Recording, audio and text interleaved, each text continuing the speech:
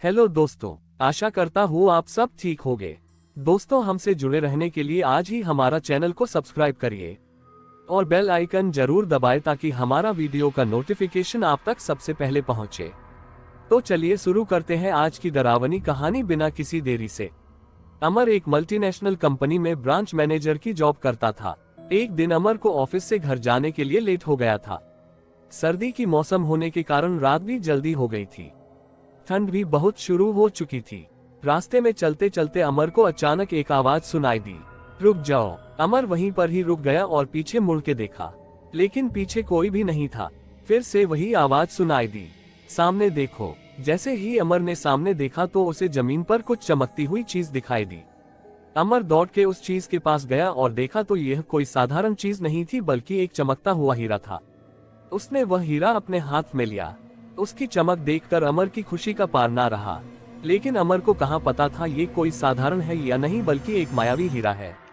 अचानक उस हीरे में से आवाज आई, अगर तुम्हें और हीरे चाहिए तो इस जमीन को खोदो। इस जमीन के नीचे बहुत सारे हीरे हैं।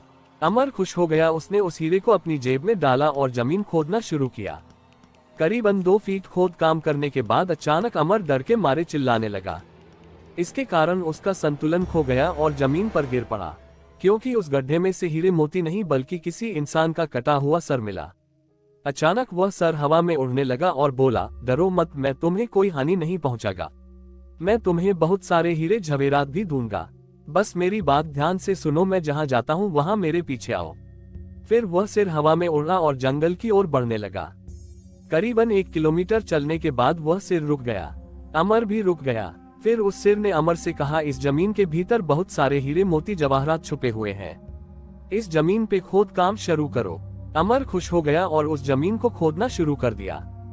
खोदते खोदते उस जमीन के नीचे हीरा मोती तो नहीं मिले बल्कि उस सिर का कटा हुआ धड़ मिला। उस सिर ने कहा, अब तुम्हें एक आखिरी काम करना है, उसके बाद मैं तुम्हें मालामाल कर दूंगा। तुम्हें कहीं से भी 1 लोटा खून लाना होगा। अमर ने बोला, 1 लोटा खून? पर मैं 1 लोटा खून कहाँ से लाऊंगा? उस सिर ने कहा, चलो मेरे साथ। वो डरावना चेहरा अमर को साथ लेकर थोड़ी दूरी पे गया। वहां उसे एक इंसान को जाते हुए देखा। वो सिर बोला, उस इंसान को मारकर उसका खून ले आओ। अमर डर गया और बोला, नहीं नहीं, यह मुझसे नहीं होगा। मैं यह नहीं कर सकता। अगर तुमने ये काम नहीं किया तो मैं तुझे बहुत बड़ी मुसीबत में डाल दूंगा। फिर तुम्हारी पूरी जिंदगी नर्क बन जाएगी।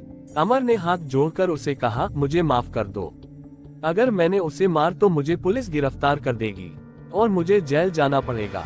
उस सिर ने अपने तंत्र मंत्र की शक्ति से एक छुरी और लोटा प्रकट किया और गुस्से से बोला, अगर तुम मेरा ये काम नहीं करोगे तो मैं तुम्हारे पूरे परिवार को मौत के घाट उतार दूंगा। अमर ने मजबूरी में आकर उस आदमी को मार डाला और उसका खून लेकर उस सिर के पास गया। वो सिर खून को देखकर बहुत खुश हुआ और बोला, ये खून मेरे शरीर पे डाल दे।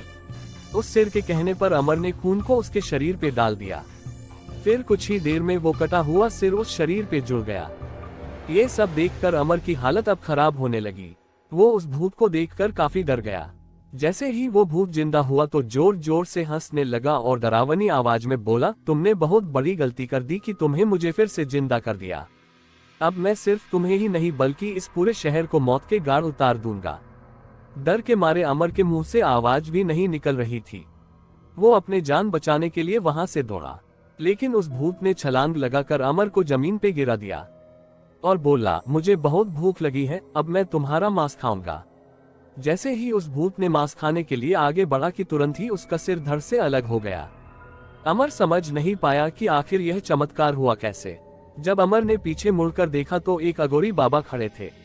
उस अघोरी बाबा ने कहा, जब तुम उस आदमी को मारकर उसका खून ले जा रहे थे तभी मैंने देख लिया था और समझ गया कि कुछ तो बुरा होने वाला है। इसीलिए मैं तुम्हारे पीछे पीछे यहाँ तक चला आया और मैंने अपनी मंत्र की शक्ति से उस भूत को फिर से मार दिया। अब तुम निश्चित होकर अपने घर जाओ। अब तुम पर कोई खतरा नहीं है। आज भी अमर उस बात को याद करता है तो उसकी रूह तक कांपने लगती है। दोस्तों, आपको ये कहानी कैसी लगी प्लीज हमें कमेंट करके जरूर बताएं। तो दोस्तों, चलिए बढ़ते हैं अब अगली कहानी की ओर। भारत एक इस देश है जहाँ पे आप भरोसा करें या न करें, लेकिन लोग आपको उसके शिकंजे में लेके ही जाते हैं। यहाँ पे किसी की भी कभी भी ना कभी अंधविश्वास के कारण बलि चढ़ जाती है, और इस बात का शिकार बना है मध्य प्रदेश के रहने वाले मोहनलाल। उसका बीमार पुत्र ठीक होता ही नहीं था और परिवार वालों को ऐसा लगता था कि उनके बेटे के ऊपर कोई काली शक्तियां घूम रही है। वो लोग उनके बेटे को पास में रखते हुए एक कबीला के पास लेके गए, जहाँ पे काले जादू से कुछ भी कर सकते हैं। लेकिन वहाँ पे जो बना हो सुनकर आपके होश उड़ जाएंगे। कबीला के सरदार का नाम पार्वती था। वहाँ पे उनके साथियों ने ऐसी काले जादू की झाल बिछाई जहाँ से मोहनलाल, उनकी पत्नी और उनका 10 साल का बेटा उसमें से बाहर ही नहीं आ पाए। मोहनलाल अभी तो अपने पुत्र को लेके कबीला में पहुंचे ही थी कि वहां पे हाजिर सभी ने मोहनलाल को जादूगर कह के उसको घेर लिया। उनका कहना यह था कि मोहनलाल एक बहुत बड़ा जादूगर है और उसका मृत्यु ये संसार के लिए बहुत ही आवश्यक है। पार्वती ने अपने कबीला के आदमियों को आदेश दिया कि वो मोहनलाल को मार दे। वो लोग ने मोहनलाल को घेर लिया और उनके आसपास नृत्य करने लगे। किसी के हाथ में त्रिशूल था तो किसी के हाथ में तेज धार वाली तलवार। उसमें से एक आदमी सामने आया और मोहनलाल ने हाथ काट दिए। मोहनलाल बहुत चीखा, बुम्बराडा किया, वार-वार कहता रहा कि मैं जादूगर नहीं हूँ, लेकिन उनकी चीखें उन लोगों के गाने में और हंसने में दब गई। मोहनलाल को जादूगर कहने के बाद पार्वती ने अपने लोगों से ऐसा कहा कि इसकी सारी शक्तियाँ उसके हाथ में है, इसलिए कुछ भी समझे बिना मोहनलाल के हाथ काट दिए। उसके बाद ब्रजलाल कभी भी किसी के पर हावी न हो, उसकी सारी शक्तियां भस्म हो जाए, इसलिए वो दुष्टों ने मोहनलाल को जिंदा जला दिया और देखते ही देखते मोहनलाल का शरीर राख में मिल गया। ये सारा खतरनाक दृश्य मोहनलाल के 10 साल का बेटा और उनकी पत्नी के सामने हुआ था। वो दोनों ने मदद के लिए चीखे चिल्लाए, लेकिन उन्होंने उसकी एक भी बात नहीं सुनी।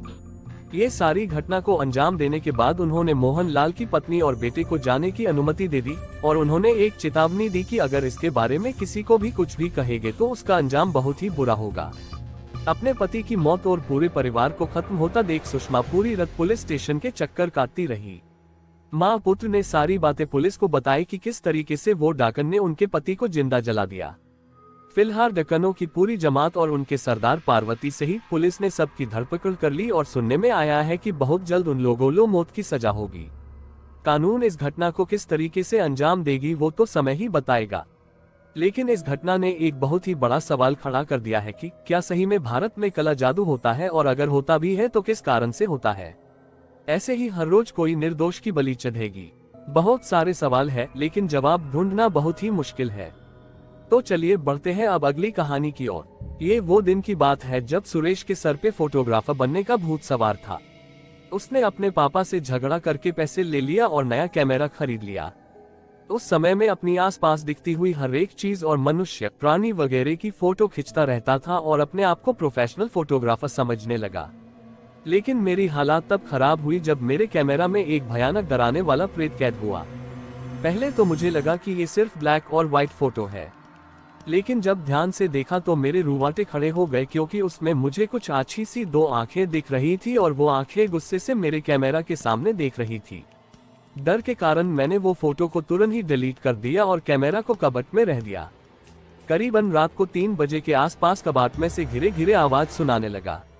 मैं बहुत ही डर गया और डरते डरते मैंने कबाट का दरवाजा खोल तो देखा कि कैमरा कवरमैन से बाहर आ गया था और कैमरे ने मेरे सामने लेंस करके फोटो क्लिक कर दिया।